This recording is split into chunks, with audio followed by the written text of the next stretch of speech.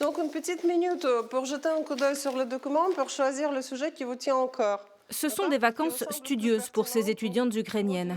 Studieuses et en français. Une langue qu'elles pratiquent à l'école depuis leur enfance et qu'elles voudraient enseigner. Au mois d'octobre en 2008. Accueillies à Poitiers avec leurs professeurs, elles sont venues préparer leur examen de langue étrangère.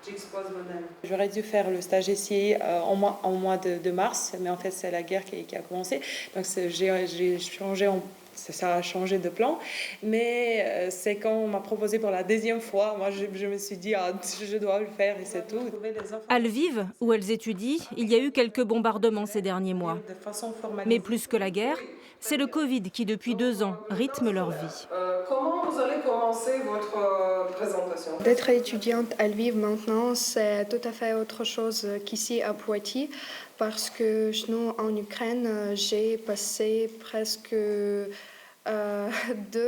ans de ma vie universitaire chez moi. Nous sommes été en confinement depuis longtemps et donc nous n'avons pas eu la possibilité de sentir cette vie universitaire comme telle.